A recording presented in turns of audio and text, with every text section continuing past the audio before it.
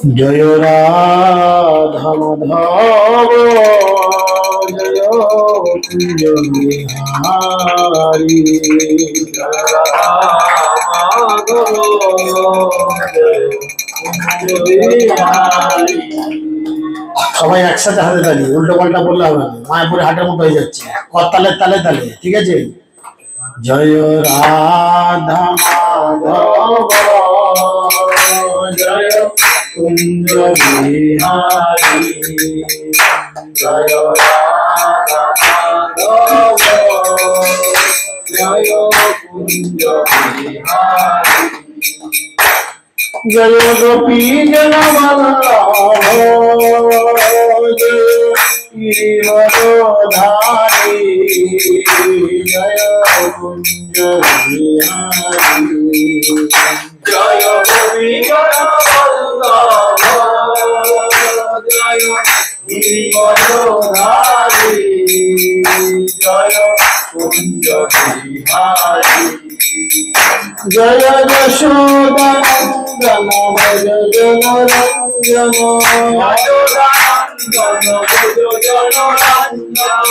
যমুনা তীরবনচারী জয় কুঞ্জ বিহারি যমুনা তীরবনচারী জয় কুঞ্জ বিহারি রাধা মাধব জয় কুঞ্জ বিহারি জয় রাধা মাধব জয় কুঞ্জ বিহারি। হরে কৃষ্ণ কৃষ্ণ কৃষ্ণ হরে হরে হরে রাম রাম রাম হরে হরে হরে কৃষ্ণ কৃষ্ণ কৃষ্ণ কৃষ্ণ হরে হরে হরে রাম রাম রাম হরে হরে কৃষ্ণ কৃষ্ণ कृष्ण कृष्ण हरे हरे हरे राम हरे कृष्ण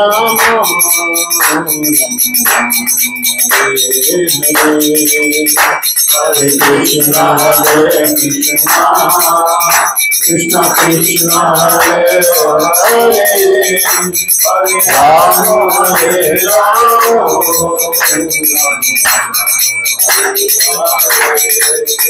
जय राधा माधव जय राधा माधव राधा माधव जय राधा माधव जय राधा माधव जय राधा माधव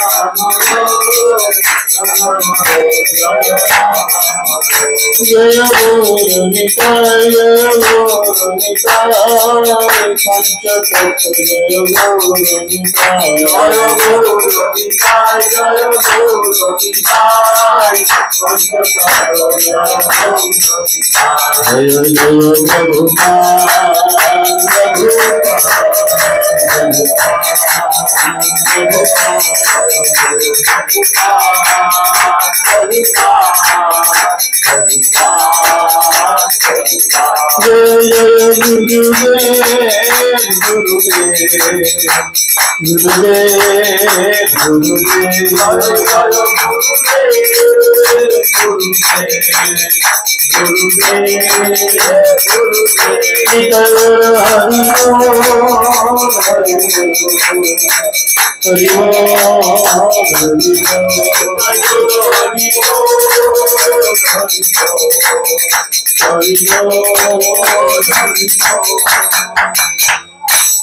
निताय गौर परमानंदे ओम ज्ञानं तिमिरन्धस्य ज्ञानाञ्जनशलाकया चक्षुरुन्मीलितं येन तस्मै श्रीगुरवे नमः।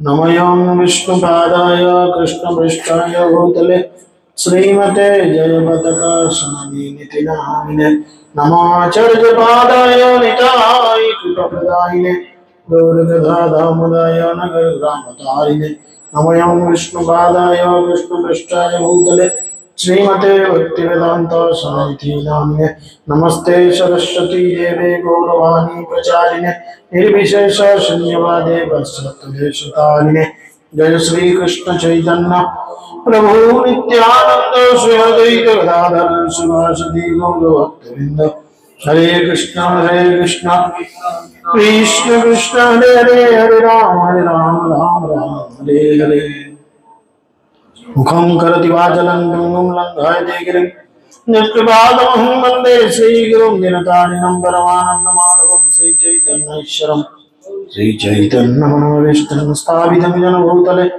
स्वयं रूपकदामह्यं ददाति शिवनान्तिकं नित्यप्रायो समुद्रेषु नित्यं भगवतसेवया भगवते उत्तम श्लोके भक्तिर्भवति नष्टिविजय श्रीकृष्ण चैतन्य प्रभु नित्यानंद श्री अद्वैत गदाधर शिवासदि गौरभक्तवृंद हरे कृष्ण कृष्ण कृष्ण हरे हरे हरे राम राम राम हरे हरे।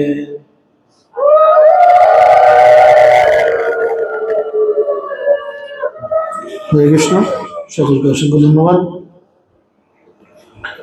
আপনারা সকলে জানেন আজকে একটা বিশেষ দিন, বিশেষ তিথি। আজকে কি তিথি বা কি দিন আপনারা জানেন?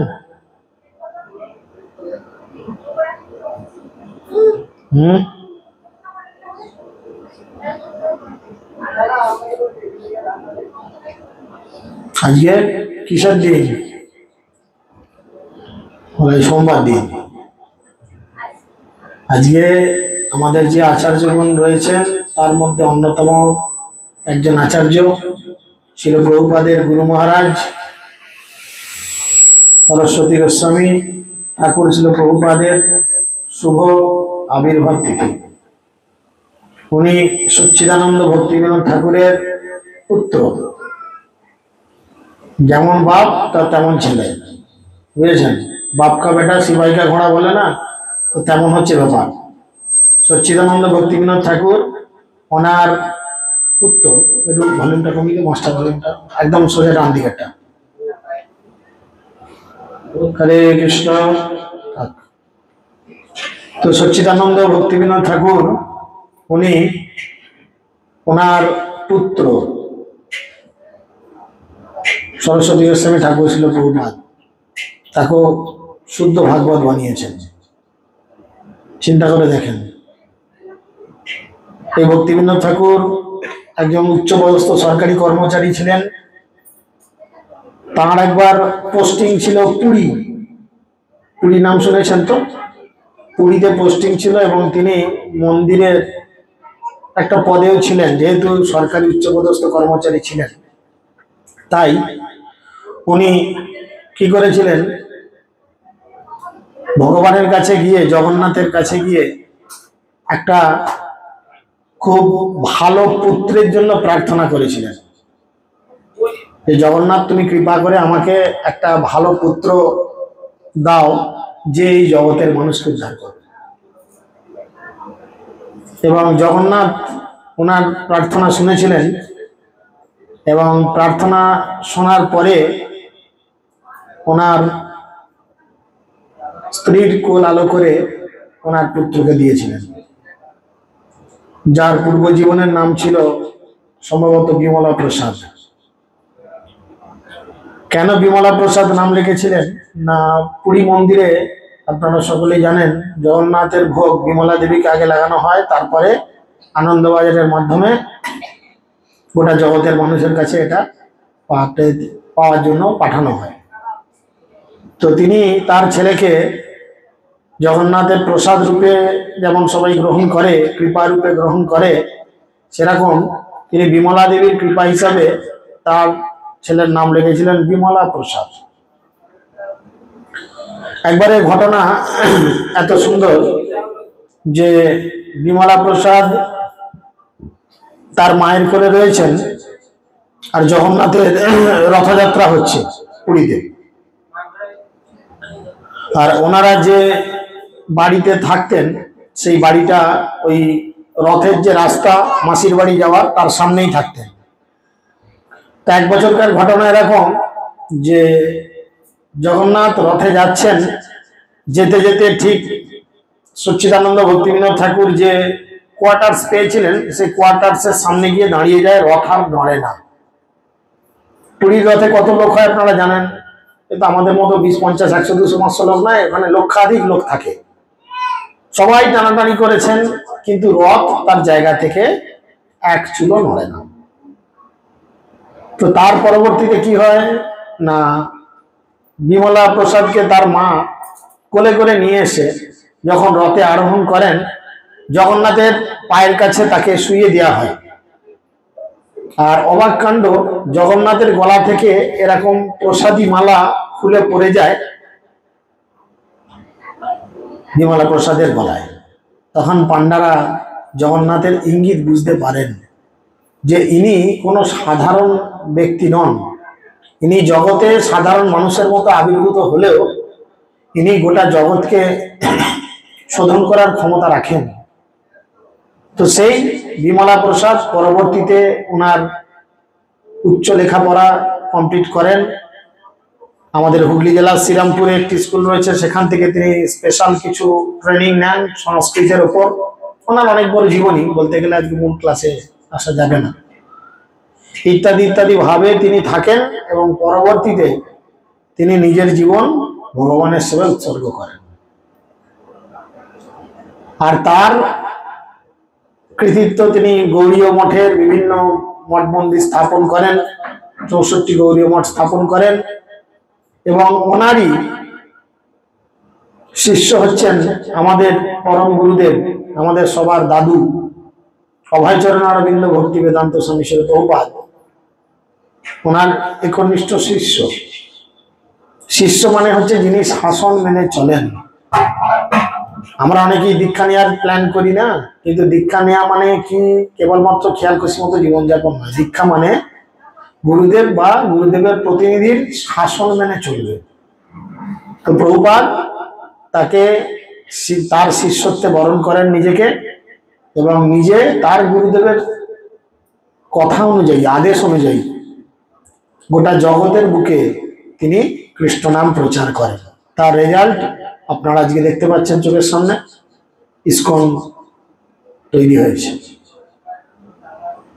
তাদের রেজাল্ট হচ্ছে আজকে জগতের বুকে কৃষ্ণ ভবনামৃত প্রচার করেছিল যে ইসকন, আজকে কুম্ভ মেলায় 144 বছর পরে পরে যেটা হয়, সেটা ছিল প্রভুপাদকে জগৎগুরু আখ্যা দেয়া হলো, যেটা পৃথিবীর বুকেই প্রথম, সনাতনীদের মধ্যেই প্রথম। তো তিনি হরিনাম এইভাবে প্রচার করছেন, আর আমরা ইসকন অনুরাগী যারা ওনারই আদর্শে নিজেদের জীবনযাপন করছি। ঠিক আছে, তো যাই হোক, এছাড়াও আরো অনেক ওনার লীলা রয়েছে, আমি সব লীলায় যেতে চাইছি না এই মুহূর্তে। তো আমরা আজকে যেহেতু সময় একটু বেশি, অনেকদিন পর জুটেছি, আমরা আজকে জড়ভরতের কিছু কাহিনী বলব। আপনারা সকলেই জানেন ভরত মহারাজ, যিনি প্রথম জীবনে একজন শুদ্ধ ভাগবত ছিলেন, এবং তিনি যখন ভাগবত থাকা অবস্থায় ব্রহ্মচর্য জীবন যাপন করেন। ব্রহ্মচর্য মানে গৃহ ত্যাগ। একটা বয়স আসে, সেই বয়সে ছেলে পুলে, বউ, বাড়ি সংসার, টাকা পয়সা সবকিছুর মায়া পরিত্যাগ করে জঙ্গলে চলে যেতে হয়, গিয়ে সেখানে ভগবানের সাধন ভজন করতে হয়। কিন্তু এগুলো অন্য যুগের নিয়ম ছিল, এই কলিযুগে কিন্তু এই নিয়ম নেই। কলিযুগে আপনি জঙ্গলে যাবেন, রয়্যাল বেঙ্গল টাইগারে পেটে চলে যাবেন, বুঝেছেন? তো যাই হোক, তিনি জঙ্গলে গেছিলেন এবং নিজেকে খুব কঠিন ভক্তি জীবনের মধ্যে ডুবিয়ে রেখেছিলেন। কিন্তু কি হলো, একদিন তিনি তপস্যায় রয়েছেন, আর দেখছেন একটি খরস্রোতা নদীর মধ্যে দিয়ে একটি গর্ভবতী হরিণ, একটা হরিণ, তার পেটে বাচ্চা আছে, সে প্রচুর স্রোতস্বিনী একটা নদী, তার মধ্যে দিয়ে পেরোচ্ছে। তিনি তপস্যা করতে করতে ভাবলেন, এই হরিণটা পেরোচ্ছে যদি কিছু বিপদ হয়ে যায়। স্বভাবতই ভক্তদের মন অপরের দুঃখে দুঃখী। যিনি ভাগবত হন বা যিনি ভক্তি জীবন করেন ঠিকঠাক করে, যিনি বৈষ্ণব বা বৈষ্ণবী হন, তারা অপরের দুঃখে দুঃখী হন। তো তিনি ভেবেছেন এই গর্ভবতী হরিণটা নদী পার হচ্ছে, যদি কোনো কারণে কিছু একটা বিপদ হয় তাহলে পেটে বাচ্চাটার আঘাত লাগতে পারে। এই চিন্তা করতে করতে ওই নদীর স্রোতে হরিণীটা কি করেছে, সন্তান প্রসব করে, জলের মধ্যেই বাচ্চা হয়ে যায়, বুঝেছেন? এবার ছোট্ট হরিণের বাচ্চা জলের মধ্যে হাবুডুবু খাচ্ছে, সে তো সাঁতারও জানে না। আমরা যদি একটা ছোট ছেলে বাচ্চা জন্ম নেওয়ার পরে তাকে যদি সমুদ্রে চান করতে নিয়ে গিয়ে ছেড়ে দিই, আমাদের বাবা মায়ের মন বা আত্মীয় স্বজন পাড়া প্রতিবেশীর মন কি হবে? ছেলেটাকে ডুবে যাবে, সবাই ছুটে লাফিয়ে পড়বো না ছেলেটাকে বাঁচাও বাঁচাও, একটু ডুবে যাবে। সেরকম হরিণীর বাচ্চাটা যখন ওরকম ডুবে যাচ্ছে, তখন ভরত মহারাজ কি করেছেন, তার তপস্যা মনে করে ছুটে উঠে গিয়ে হরিণের বাচ্চাটাকে জল থেকে তুলে এনেছে। দেখুন মায়া কত প্রবল। যদিও আমি জ্ঞান দিচ্ছি, হয়তো মায়া আমাকেও কোনোদিন পরীক্ষা নিচ্ছে বা নেবে, আমি জানি না, হয়তো আমিও হেরে যাব। কারণ মায়ার বিরুদ্ধে জয় করা খুব কঠিন। ভগবান নিজে বলছেন বিজ্ঞান যোগে 14 নম্বর শ্লোকে, দৈবহস্যা গুণময়ী মম মায়া দুরাত্মায়া। ঠিক আছে? ভরত মহারাজের মতো এত বড় ভক্ত, যিনি গৃহত্যাগ করলেন, তার সুন্দরী স্ত্রী, ছেলে পুলে, তার শোষকরা, পৃথিবীর সাম্রাজ্য, টাকা পয়সা, গাড়ি বাড়ি ছেড়ে দিয়ে জঙ্গলে চলে গেলেন ভগবানকে নিয়ে তপস্যা করার জন্য। কিন্তু কোনো কারণবশত কি হলো, মায়া তাকে গ্রাস করলো। মায়া যে কোনখানে কোন দিক দিয়ে আমাদের জীবনে প্রবেশ করবে আমরা কেউ ধারণা করতে পারি না। সবসময় সুন্দর পুরুষ বা সুন্দরী স্ত্রীদের মধ্যে দিয়ে, টাকা পয়সা গাড়ি বাড়ির মধ্যে দিয়ে যে মায়া প্রবেশ করে তা নয়। মায়া অনেক সময় অন্যভাবে প্রবেশ করে। ভরত মহারাজের জীবন পড়ে দেখুন, কেন বারবার করতে বলা হয়। কত বড় মাপের ভক্ত ছিলেন। আমরা তো তার মুখের যোগ্য নয়। আমরা তার মুখের যোগ্য কি, তার কথা চিন্তা করার মতো যোগ্যতা আমাদের নেই। বাচ্চাটাকে তুলে আনলো, নিয়ে এসে কি হলো, তার লালন পালন করতে আরম্ভ করলো। বাচ্চাটাকে নিজে হাতে খাওয়ানো, দাওয়ানো, শোয়ানো, ঘুম পাড়ানো, তাকে নিয়ে যেমন বাড়িতে লোকে একটা কুকুর টুকুর পাললে যেমন খাতির যত্ন আদর করে, সেরকম বাচ্চা হরিণটাকে নিয়ে ভরত মহারাজ কি চিন্তা করতেন। আর যখন জীবনের অন্তিম সময় এলো, ওই মায়ার বসে পড়ে কি হলো, তিনি ভুলে গেলেন ভগবানকে নিয়ে ভাবতে। তিনি যখন মারা যাচ্ছেন তখন চিন্তা করলেন, আহা আমি মরে গেলে এই বাচ্চা হরিণটাকে যদি বাঘে খায়, সিংহে খায়, বা যদি শিকারীরা এসে ধরে নিয়ে গিয়ে ছোট্ট হরিণের কচি মাংস হেভি টেস্ট মনে করে কেটে খায়, কত কি চিন্তা করতে করতে দেহত্যাগ করলেন, মারা গেলেন। ব্যাস, জং ব্যাপী শরণং ত্যাজ্যবন্তে করে বল। গীতায় ভগবান বলছেন 8ম অধ্যায় 5 থেকে 15 নম্বর শ্লোক, আর্ট অফ ডেথ, মৃত্যুর কৌশল। 5 নম্বর থেকে 15 নম্বর শ্লোকে 8ম অধ্যায় বলছেন। তো সেখানে যখন কার বাজছে, বন্ধ করো না। তো যখন এই অবস্থায় পড়ে গেল, তিনি দ্বিতীয়বার আবার জন্ম নিলেন, মানে মৃত্যুর সময় হরিণের চিন্তা করেছেন, ব্যাস পরের জীবনে হয়ে গেল হরিণ। কত বড় মাপের ভক্ত, যিনি গৃহত্যাগ করেন। আমরা তো দুদিন কি একদিন একবেলা যদি ঘরে বউ ছেলেকে ছেড়ে আসি, 14 বার ফোন। এই 8:30 বেজে গেলে আমার ঘর থেকে ফোন আসবে, কি এখনো কোথায় আছো, চলে এসো। কিরিং কিরিং ঝিরিং ঝিরিং, এক্ষুনি যদি রাত 9টা বেজে যায় সবার ঘর থেকে বাড়িতে আরম্ভ করে, তাই না? চিন্তা করেন, তিনি সমস্ত কিছু পরিত্যাগ করে জঙ্গলে গেলেন, কিন্তু ওই জন্যই ভগবানের কাছে নিজেকে সবসময় দুর্বল ভাবা ভালো। হে প্রভু, হে ভগবান, আমার কোনো যোগ্যতা নাই, তুমি কৃপা করে আমাকে রক্ষা করো। আমি যদি মনে করি আমি নিজেকে রক্ষা করব, অসম্ভব, পারবো না। এই যোগ্যতা আমাদের নেই। কারণ ভগবান আমার চোখের সামনে কিছু একটা লীলা রচনা করে দেখিয়ে দেবে, পারি কিনা। কয়েকদিন আগে একটা ক্লাস করেছিলাম, ইউটিউবে দেখবেন, শিব বিমোহন। ব্রহ্মা বিমোহন শুনেছি, ইন্দ্র বিমোহন শুনেছি, শিব বিমোহন। শিবের মতো মানুষ মেয়ে ছেলের প্রেমে পড়ে গেছে। সেই মেয়েটার কেউ নয়, ভগবান বিষ্ণু নিজে মোহিনী মূর্তি ধারণ করে, সুন্দরী একটা রূপ ধারণ করে বিভিন্ন ছলাকলা যেমন করে, কখনো এদিক দিয়ে সেই বাঁকানো চুলগুলো ঝরে কি বলে, কি বলে, লক, যাই হোক বুঝে নাও। অনেক মেয়েদের আছে না এইদিক দিয়ে সেই স্প্রিং এর মতো দুটো চুল ঝলে, আবার কখনো এদার দিয়ে ঝলে 14 বার এমন ডিজাইন মারে। এগুলো হচ্ছে কাউকে আকর্ষণ করার ডিজাইন, এগুলো কাউকে আকর্ষণ করার ডিজাইন। বিষ্ণু স্বয়ং এরকম ডিজাইন করছে। ক্লাস আছে ইউটিউবে, লক্ষ্য করে দেখবেন, আমি রিসেন্ট 5-7 দিন 10 দিনের মধ্যে ক্লাস আছে, শিব বিমোহন বলে একটা ক্লাস দেওয়া আছে। ভাগবতমের 8ম স্কন্ধে বর্ণনা রয়েছে 14 নম্বর অধ্যায়। শিব শুধু মনে মনে, তার সঙ্গে তার স্ত্রী আছে, উমা আছে, ভূত প্রেত সবাইকে নিয়ে গেছে বিষ্ণুর কাছে, গিয়ে বলছে আমি তো তখন কালকুর বিষ গ্রহণ করেছিলাম, তোমার এই মোহিনী রূপ আমি দেখিনি, তোমার সেই রূপ দেখে জগতের দৈত্য দানব সবাই, মানে দেবতা সবাই কনফিউজড, তুমি এত সুন্দর দেখতে ছিলে, হে প্রভু তোমার সেই রূপ আমি একবার দেখতে চাই। শিব এইভাবে অনুরোধ করেছে। ও বলো মেয়ে ছেলে দেখবে? বিষ্ণু মনে মনে চিন্তা করলো মেয়ে ছেলে দেখবে, আচ্ছা দেখাচ্ছি তোমায়, এসো। এমন ছলা বলা, টোটালটা ক্লাসে শুনবেন, আরো অনেক কিছু আছে, আরো কিছু অঙ্গভঙ্গি করলেন। শিব পাগল, এমন হলো যে তার বীর্যস্থলন হয়ে গেল, এবং সেই বীর্য থেকে সোনার উপর খনি তৈরি হলো। শুনেছিলেন এটা? শুনে দেখো, ক্লাস দেওয়া রয়েছে। যাই হোক, ভরত মহারাজ এরকম কন্ডিশনে বললেন। দ্বিতীয় জীবন পেলেন হরিণ জীবন, কিন্তু তিনি জাতিস্বর হলেন। জাতিস্বর মানে পূর্বে জীবনের কথা মনে থাকে। আপনাদের কার কার মনে আছে আগের জীবনে আপনারা কার বলে বাঁধা ছিলেন? কোথাও ঘেউ ঘেউ করতেন? বিকেরায় পোল্ট্রিতে বেড়েছিলেন, না শুকনা চিকেনে বেড়েছিলেন, না কোথায় বেড়েছিলেন? মনে আছে কার কোথায় হয়েছিল? কে কোথায় কার বাড়িতে প্রসাদের কৃপায়, কোন ভক্তের কৃপায়, কার আশীর্বাদে ভক্তি জীবন লাভ করতে চলেছেন? মনে আছে কারোর কিছু? কিচ্ছু মনে নেই।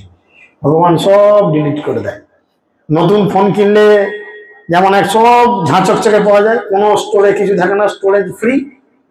হ্যাঁ, সেরকম আমরা জন্ম নিচ্ছি স্টোরেজ ফ্রি। এবার এখানে স্টোর করতে হবে। ভালো জিনিস স্টোর করলে ভালো থাকবে, খারাপ স্টোর করলে খারাপ থাকবে। তুমি যেমন স্টোর করবে তেমন কাজ হবে।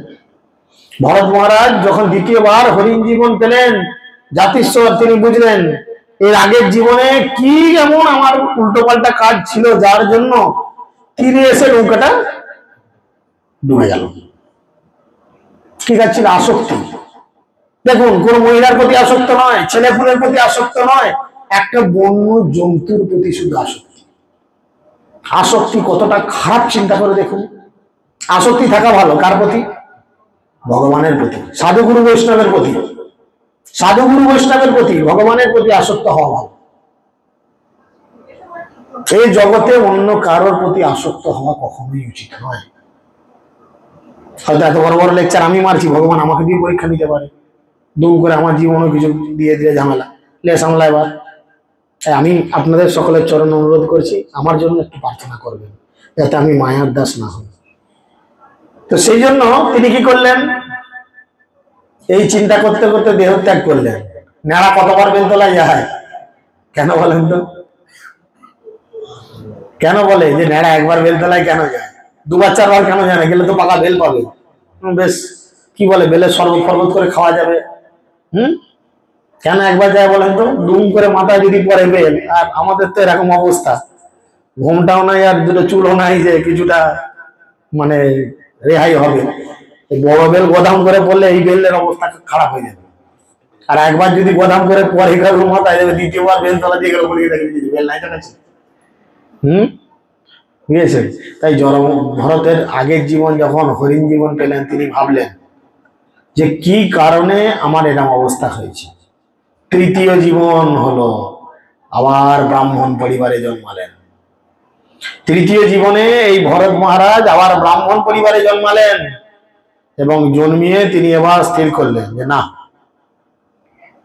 আর নয়, অনেক হয়েছে, আর নয়, এবার যে জন্য এসেছি সে কাজ। অনেক জীবনে অনেক লোকের আলু চাষ করেছি, বড় চাষ করেছি, টমেটো চাষ করেছি, টোটো চালিয়েছি, গাড়ি চালিয়েছি, মাস্টারি করেছি, ধূপ বিক্রি করেছি, ঘি বিক্রি করেছি, সব করেছি, অনেক করেছি। আল্লাহ এবার যেটার জন্য এসেছি ও সেটা। তাই তিনি কি করলেন? কিছু করলেন না। তিনি যেটা করলেন কি, কিছু করলেন না, এটাই তিনি করলেন। কিচ্ছু করলেন না, একদম চুপ, একদম চুপ, কোনো কথা নাই। আর যদিও মুখ খোলেন, কৃষ্ণ কথা বলার জন্যই খুলেন, নাহলে কথা বলেন না, লোকে জানে বোবা। পারবেন এরকম থাকতে? ঘুম থেকে উঠে থেকে সারাদিন যে আমরা কত কি বক বক বক বক করি, কিন্তু কৃষ্ণ কথা কথাটা বলি, জাগতিক কথা কথাটা বলি, বিচার করি না। চিন্তা করে দেখুন। তো এরকম অবস্থায় তিনি থাকতেন। তার বাবা তাকে লেখাপড়া শিখাতে চাইলেও তিনি লেখাপড়া করলেন না, কারণ তিনি লেখাপড়া করলে আবার ঝামেলা বাড়বে। কোনো কাজের জন্য আনতেন, কোনো কাজ করতেন না, চুপচাপ বসে থাকতেন। আর বসে থেকে থেকে বেশ ঠান্ডা পান্ডা হয়েছে, অনেক বড় লীলা। একদিন মহারাজ রঘুগঞ্জ যাচ্ছেন রাস্তা দিয়ে, আর যেতে যেতে তার এক পালকি বাহকের শরীর খারাপ হয়ে যায়। এখন পালকি আপনারা অনেকেই আগের লোক আছেন, দেখেছেন, সামনে 2-4 জন, পেছনে 2-4 জন ওই ডান্ডাটা ধরে তালে তালে বেশ হাঁটে নিয়ে যায়, আর পালকিও বেশ হালকা হালকা দুলে দুলে যায়। তাই না? রবিদার অভিজ্ঞতা আছে না? হ্যাঁ, দেখেছো না চেপেছো? চাপুন সে কি, আমাদের বেলা তো পালকি বন্ধ হয়ে গেল, আর কিছু চাপা সৌভাগ্য হয়নি, ঘোড়াতে চেপেছিল। তো যাই হোক, বিষয়টা কি হচ্ছে, তৃতীয়বার যখন তিনি এই জীবন পেলেন, প্রণাম বসতেন, আর মহারাজ রঘুগঞ্জ যেতে যেতে শিবিক বাহক একজন অসুস্থ হয়ে গেছে দেখে তিনি কি করলেন, ওই দূরে একটা ছেলে বসে আছে বেশ ঠান্ডা পান্ডা, ওকে নিয়ে এসে বলো মহারাজ রেখেছেন, আমার পালকিটা বওয়াতে একটু সাহায্য করুন। আর মহারাজ বলেছেন মানে তখন মানুষ মহারাজকে সেরকম সম্মান করত। চলে এলো, মহারাজের কথা শুনে কোনো মুখে কথা না বলে এসে ঘাড়ে ওটি নিয়ে বইতে আরম্ভ করলো। এবার ভরত মহারাজ কিরকম করে রাস্তা হাঁটতেন দেখেন, আপনারা এরকম হাঁটেন কিনা দেখেন। ভরত মহারাজ ভালো করে দেখতেন যে 2 ফুটের মধ্যে কোনো পিঁপড়ে টিপড়ে নেই তো, কেন কামড়ে দেবে? কেন? যাতে আমি পা ফেললে যদি পিঁপড়েটা চাপা পড়ে যায়, তাহলে পিঁপড়েটার হত্যার জন্য আমি দায়ী হব, তাহলে আবার আমাকে ওই পিঁপড়েটার জন্য জন্ম নিতে হবে। ইতিপূর্বেই আমি 2টো জন্ম ঝামেলায় পড়েছি, আর নয়।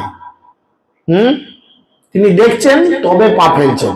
আর পেছনে যারা, সামনে যারা পালকি টানছে, তাকে অত পায়ে মেপে চলছে, তারা তো যে যার ঝুঁকে ছুটছে, তাহলে তাল বেতাল হচ্ছে। আর যখনই বেতাল হচ্ছে, পালকি এরাম এরাম ভালো করে তোলার জায়গায় উল্টো পাল্টা তুলে উঠছে, আর মহারাজ ভেতরে আরাম করে বসতে থাকতে সেও পড়ে যায় অবস্থা।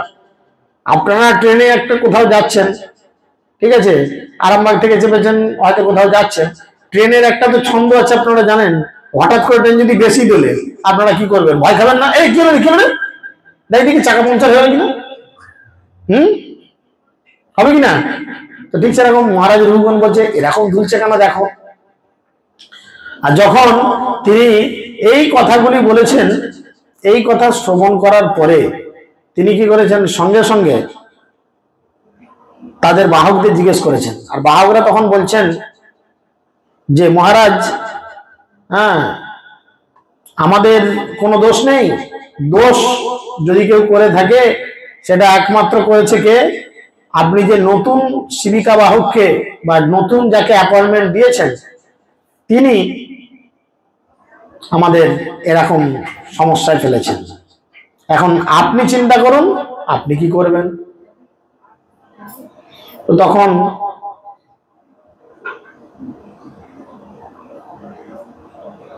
মহারাজ বলতে আরম্ভ করলেন, জড়ভরতকে যখন মহারাজ রঘুগণ বলেন, আমি ওনার কথাবার্তাগুলোই আপনাদের কাছে কিছু তুলে ধরবো, যদিও 4-5টা অধ্যায় জুড়ে ওনাদের।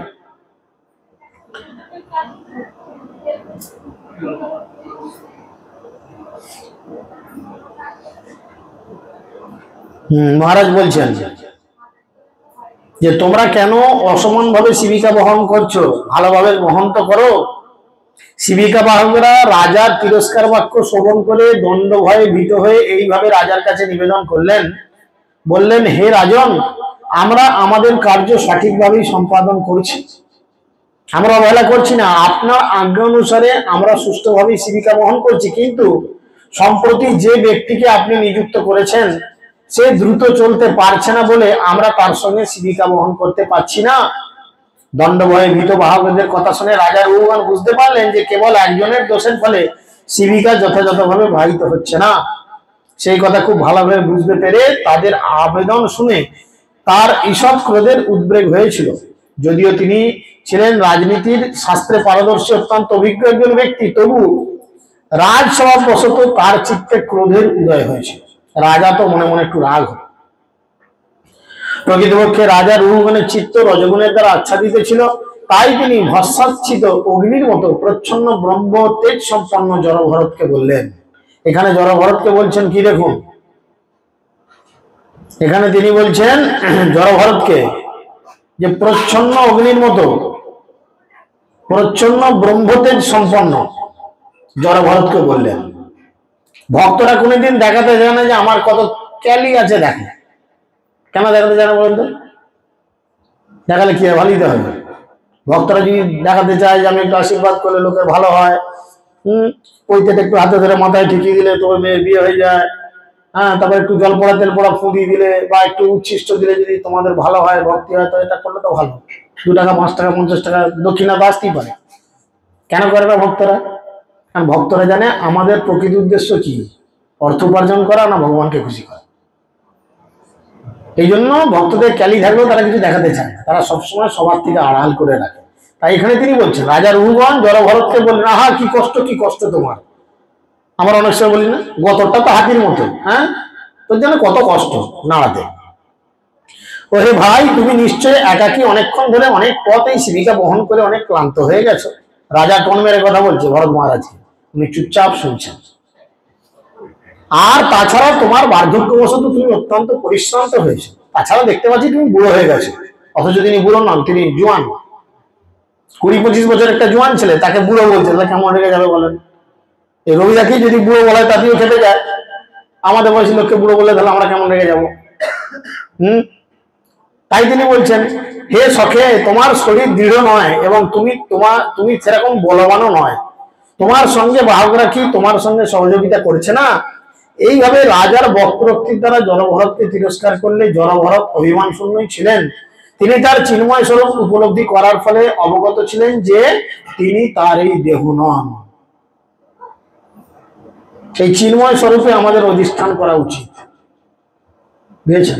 এখন কেউ যদি আপনাকে বলে যে আপনি একটি বাঘের বাচ্চা, কি হবে? বুকটা ছাতিটা ফুলে যাবে না? বাঘের বাচ্চা বলেছে। আর তারপরে যদি বলে তুমি একটা কুত্তার বাচ্চা, কেমন মানসিকতা হবে? রেগে যাবে। কুকুর বললি? আরে কুকুর একটা পশু, বাঘও তো একটা পশু, দুটো তো একই পশু। বাঘের বেলা রাখলে না, কুকুরের বেলা রেগে গেলে কেন? না, তুমি দেহত্ব বুদ্ধিতে রয়েছো। তোমাকে বুঝতে হবে যে আমি এই দেহ নই, আমি এই দেহ নেই, এটা আমার নাম নয়, বুঝেছেন? গুরুদেবের দ্বারা আপনার প্রকৃত নামের উদ্বেগ হয়। গুরু মহারাজ যিনি স্বয়ং কৃষ্ণ রূপ ধারণ করে আসেন, গুরু কৃষ্ণ হন শাস্ত্রের প্রমাণে, গুরু রূপে কৃষ্ণ কৃপা করেন ভক্তজনে। তিনি আসেন দীক্ষাকালে, এসে তিনি কি করেন? তোমার প্রকৃত নামটাকে বার করেন, যে তোমার নাম রামকৃষ্ণ কুণ্ডু নয়, তোমার গোলক বৃন্দাবনে একটা নাম ছিল যেটা তুমি ভুলে গেছো। তোমার নাম রসসিন্ধু রামকৃষ্ণ দাস, না আছে তোমার রস, না আছে তোমার কষ। বার করে দেখালাম, এটা তোমার অরিজিনাল নাম, বুঝতে পেরেছেন? দেহত্ব বুদ্ধি থেকে গুরু মহারাজ বার করে দেন এইভাবে। তাই তিনি হস্তপদ সমন্বিত জড়দেহটির সঙ্গে তার কোনো সম্পর্ক ছিল না, তিনি সম্পূর্ণরূপে চিন্ময় স্বরূপে উপলব্ধি করতেন। তারপর রাজা যখন দেখলেন যে শিবিকা পুনরায় আন্দোলিত হচ্ছে, তখন তিনি অত্যন্ত ক্রোধাবিষ্ট হয়ে বললেন, ওরে দুষ্ট, তুই কি করছিস? আমি এত টন মেরে বললাম, তবু তোর ঠিক করে পালকি বাবার মতো মানসিকতা হলো না, সেই দুলিয়ে দুলিয়ে নিয়ে যাচ্ছিস। তুই কি জীবিত অবস্থায় না মৃত? তুই বেঁচে আছিস না মরে গেছিস বলতো? কেমন টানা টানা কথা। তুই জানিস না যে আমি তোর প্রভু? তুই আমার আদেশ অবজ্ঞা করছিস। তোর এই অবজ্ঞার ফলে আমি তোকে যমরাজের মতো দণ্ড দেব। তুই আমার আদেশ অমান্য করবি, আমি তোর উপযুক্ত শাস্তি বিধান করব যাতে তুই প্রকৃতিস্থ হস। তোকে এমন শাস্তি দেব যাতে তুই সোজা হস। নিজেকে একজন রাজা বলে মনে করায় ভগবান দেহত্ব বুদ্ধিগ্রস্ত ছিলেন এবং রজতমোহনের দ্বারা প্রভাবিত ছিলেন। তিনি জড়ভরতকে অশালীন বাক্যের দ্বারা তিরস্কার করলেন, তাই তিনি ঈষৎ হাসতে লাগলেন। জড়ভরত তখন ঈষৎ হাসতে লাগলেন, মুচকি মুচকি হাসলেন। এবার বলেন, আপনাকে কেউ বোকা দিচ্ছে রেগে গিয়ে, আপনি সিরিয়াস না হয়ে যদি একটু একটু মুচকি মুচকি হাসেন, তাহলে রাগটা বাড়বে না কমবে? কি হবে? বাড়বে না কমবে? বাড়বে না? আমি তোকে বকছি, তোর কোনো সিরিয়াস নেই, আরো হাসছে মুচকি, আরো রেগে গেছে। তখন জড়ভরত, মহান ব্রাহ্মণ জড়ভরত বললেন, হে বীর রাজা, আপনি যা বলছেন এটা ঠিক। প্রকৃতপক্ষে সেগুলি কেবল তিরস্কার বাক্য নয়, কারণ দেহটি হচ্ছে তার বাহক। এই দেহটি হচ্ছে বাহক। কাকে বইছে দেহটা? আপনার এই দেহটা সারা জীবন কাকে বইছে? কাকে বইছে? মুখের মধ্যে কি আছে? তাকে বয়ে নিয়ে যাচ্ছে। এই দেহটা হচ্ছে বাহক। বার বাহনকারী দেহটি আমার নয়, কারণ আমি হচ্ছি চিন্ময় আত্মা। আপনার উক্তিতে কোনো বিরোধ নেই, কারণ আমি দেহ থেকে ভিন্ন। আমি শিবিকার বাহক নই, এই দেহটি হচ্ছে বাহক। নিশ্চিতভাবে যে কথা আপনি বলেছেন, আমি এই শিবিকা বহনে পরিশ্রম করিনি, কারণ আমি এই দেহটি থেকে পৃথক। আপনি বলেছেন যে আমি হৃষ্টপুষ্ট নই, এই বাক্যটি তার পক্ষেই প্রযুক্ত যে ব্যক্তি দেহ এবং আত্মার পার্থক্য জানে না।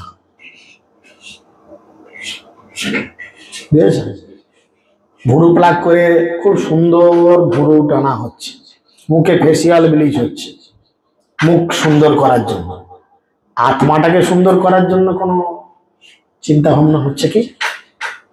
আত্মা তো সেই কলুষিতই থাকছে না? প্যারা গাড়ির মাছ ধরতে পারার ছেলেগুলো নামলে আমারও জীব ডগলাগ করছে, কি রে চ্যাং মাছ পেলি না, লাটা মাছ পেলি না, কই মাছ পেলি রে? হ্যাঁ, হচ্ছে না? তার মানে কি? লোক দেখানো গোড়া ভাজা তিলক মাত্র ধরি। আপনি যা বলছেন আমি হৃষ্টপুষ্ট নেই, বাক্যটি তার পক্ষে যে ব্যক্তি দেহত্যার পার্থক্য জানে না। দেহ স্থূল বা কৃষ হতে পারে, কিন্তু কোন বিজ্ঞ ব্যক্তি আত্মা সম্বন্ধে সে কথা বলবে না, কারণ গীতায় বলছে আত্মার আত্মাকে চোখে দেখা যায়, আত্মাকে ধরা যায়, জলে ভিজানো যায়, মারা যায়, কাটা যায়, পুরানো যায়, শুকানো যায়। আত্মার আয়তন দিচ্ছে কি? কেশাগ্রের 10,000 ভাগের 1 ভাগ। এরা কল্পনার অতীত। একটা চুলের ডগের 10,000 ভাগের 1 ভাগ। হায় হায়, চুলের ডগটাই দেখতে পাইনি, আর তার আবার 10,000 ভাগ। তাই তাতে আমার কোন রকম অসুবিধা হচ্ছে না। স্থূলতা, কৃশতা, দৈহিক মানসিক ক্লেশ, তৃষ্ণা, ক্ষুধা, ভয়, কলহ, জড়সুভোগের বাসনা, জরা, নিদ্রা, বিষয়াসক্তি, ক্রোধ, শোক, দেহত্ব বুদ্ধি, এই সবই আত্মার জড় আবরণের শিকার।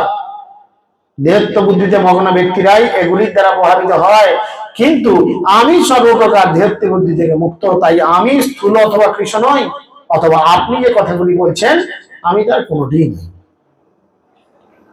হে রাজন, আপনি অনর্থক আমাকে জীবন মৃত বলে অভিযোগ করলেন। কি বলেছিল? ওই বেঁচে আছো না মরে গেছে বলেছিল না? সেই সম্পর্কে আমি কেবল এটাই বলতে পারি যে এই জড়জগতের সবকিছুই আদি এবং অন্ত রয়েছে। এই জড়জগতের সবকিছুর একটা শুরু আবার একটা শেষও আছে, তাই না? আর আপনি যে মনে করছেন আপনি রাজা প্রভু এবং তাই আমাকে আদেশ দেওয়ার চেষ্টা করছেন, এটাও ঠিক নয়। আজ যে রাজা, কালকে সে কি হতেই পারে, বলা যায় কিছু? কারণ এই সমস্ত পদগুলি হচ্ছে অনিত্য। আজ আপনি রাজা, আমি আপনার ভৃত্য, কিন্তু কাল তার পরিবর্তন হতেই পারে, এবং আপনি ভৃত্যতে এবং আমি প্রভুতে পরিণত হতেই পারি। এই সমস্ত অনিত্য পরিস্থিতিগুলি দৈবের দ্বারা সৃষ্টি হয়। দেখুন, ভক্তি জীবনে অনেকে দেখছেন, আমাদের এই প্রভুর কথাই চিন্তা করুন, দুবেলা দুমুঠো ঠিক করে জুটছে কি না জুটছে, যা হোক করে বার্ধক্য ভাতা, লক্ষ্মী ভান্ডারের টাকা নিয়ে হ্যাঁ 2-3 হাজার টাকা 4,000 টাকা যা হোক করে দুটো পেট চলছে, কারেন্ট বিল, মোবাইলের বিল, দুবেলা দুমুঠো খাওয়া। কোনোদিন হয়তো ঠিক করে জুটছেও না। লোকের কাছে কিন্তু বলছি না জুটছে কি না জুটছে, লোকের কাছে বলছে চলছে।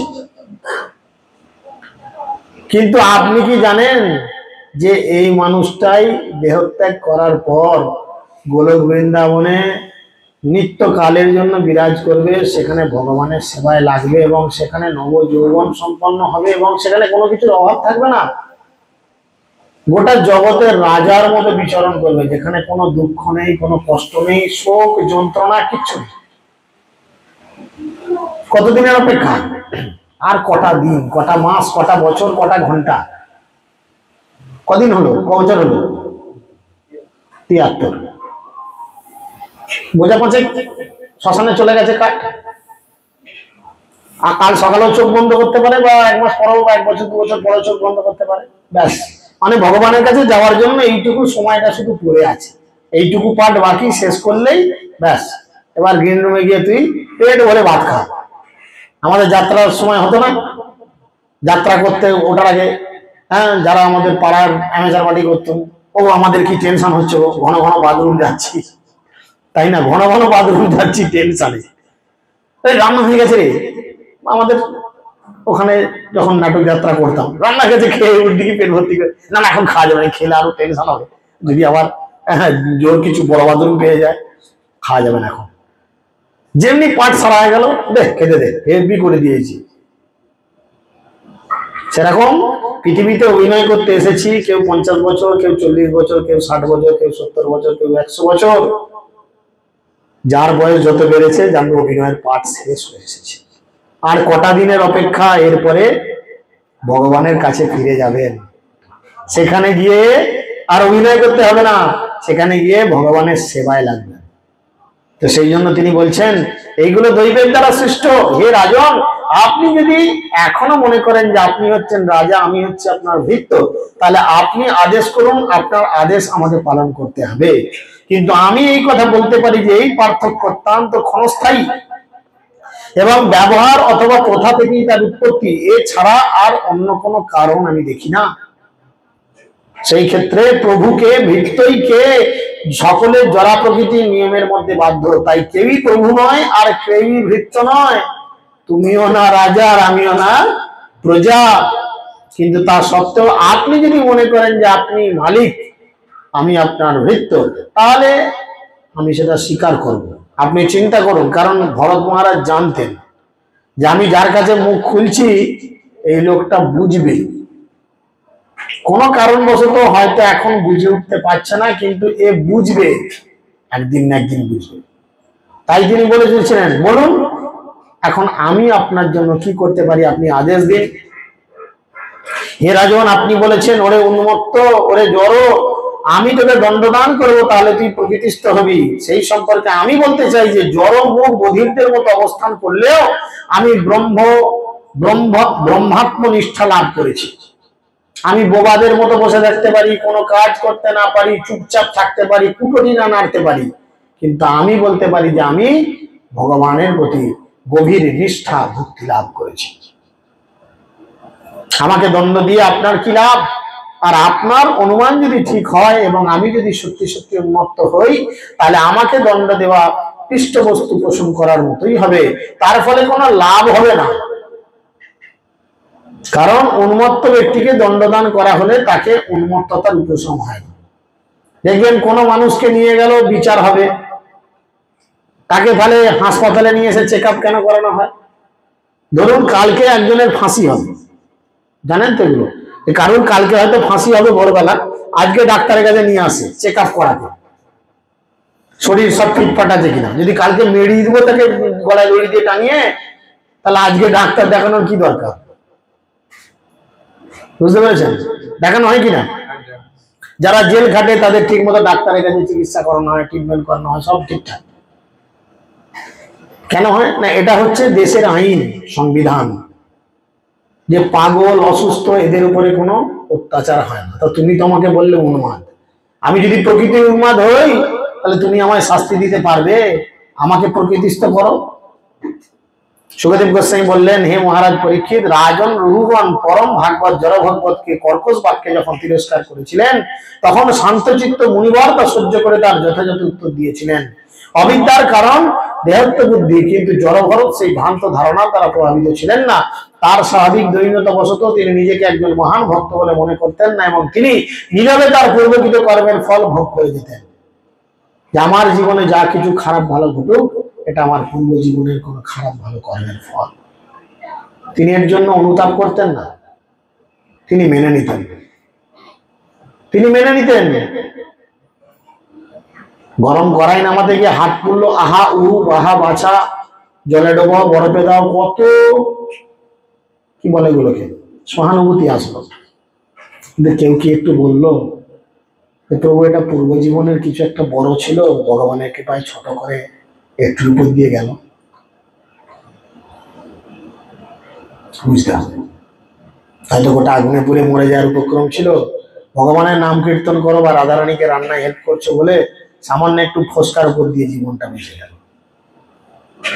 হতে তো পারতো গ্যাসের পাইপ ফেটে গিয়ে লিক হয়ে গ্যাস সিলিন্ডার বাস্ট হয়ে একসঙ্গে 5-7 জন উড়ে যাওয়া, পারতো না?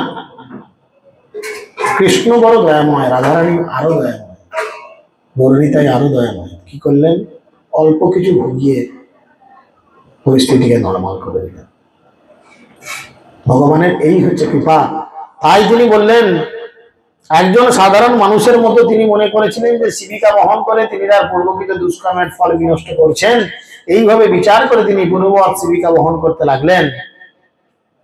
সুখদেব গোস্বামী বললেন, হে পাণ্ডব শ্রেষ্ঠ মহারাজ পরীক্ষিত, সিন্ধু সৌরভী রাজা মহারাজ রঘুগণের পরম তত্ত্ব বিচারে গভীর শ্রদ্ধা ছিল।